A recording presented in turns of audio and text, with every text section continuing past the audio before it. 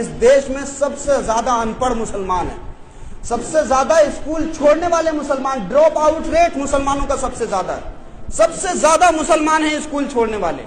اور سب سے زیادہ خالی، یہ تو ہم اپنی سوسائٹیوں کا حال دیکھتے ہیں، اپنے سماج کا، اپنے محلوں کا، سب سے زیادہ چائے خانے ہمارے یہاں بنے ہوئے ہیں، لوگ 11 بجے اٹھ کر جو ہے دکانوں کی طرف جا رہے ہیں، اپنے کاروبار کی طرف جا رہے ہیں، جبکہ اللہ پاک فرماتا ہے کہ تم فجر میں اٹھو، فجر میں برکتیں نازل ہوتی ہیں، رحمتیں نازل ہوتی ہیں، اپنے گھروں کے دروازے کھولو تاکہ تمہارے گھروں میں برکتیں داخل ہو جائیں، لیکن ہم لوگ کیا کر رہے ہیں؟ حضرت سلیمان علیہ السلام کو اللہ نے آزمایا اور ان کے پاس میں اللہ نے علم بھیجا، دولت بھیجی اور شہرت بھیجی۔ حضرت سلیمان علیہ السلام نے علم لے لیا، اب جب علم لے لیا تو فرشتے نے کہا دولت اور شہرت سے کہ بھئی چلو، تم کو سلیمان نے ٹھکرا دیا، تم کو نہیں لیا، دولت اور شہرت جاننے کو تیار نہیں ہوئی۔ دولت اور شہرت نے پتہ ہے کیا کہا فرشتے سے کہا کہ بھئی اللہ نے ہمیں پیدا کرنے کے ساتھ میں فرما دیا تھا کہ جہاں علم ہوگا وہاں دولت بھی ہوگی، وہاں شہرت بھی ہوگی، اس لیے ہم علم کو چھوڑ کر کے نہیں جا سکتے۔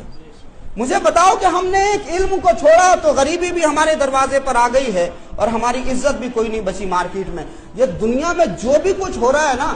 اگر ہم چاہتے ہیں کہ اس سارے انوائرمنٹ کا مقابلہ کریں، اگر ہم چاہتے ہیں کہ اس ساری دشمنی کا مقابلہ کریں،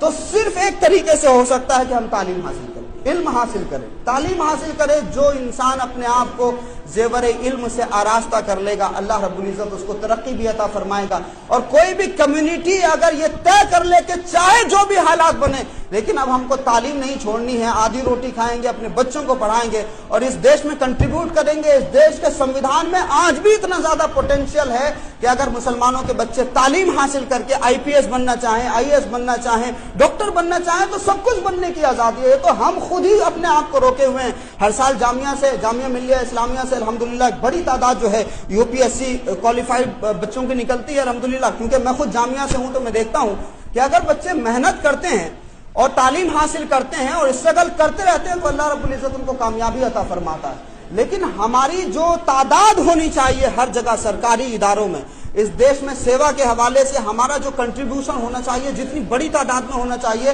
کیونکہ ہم لوگ second largest population of India ہیں، تو اس حساب سے جتنی بڑی تعداد ہماری ہونی چاہیے ہم موجود نہیں ہیں۔ اس لیے مسلمانوں اگر آنے والا کل اپنے بچوں کا سرکشت رکھنا چاہتے ہو تو کھانا پینا کم کرو، اپنے بچوں کو تعلیم دلاؤ اور اپنے بچوں کو آگے بڑھاؤ، بچیوں کو بھی پڑھاؤ، بچوں کو بھی پڑھاؤ۔ اللہ پاک ہم سب کو علم حاصل کرنے کی توفیق عطا فرمائے۔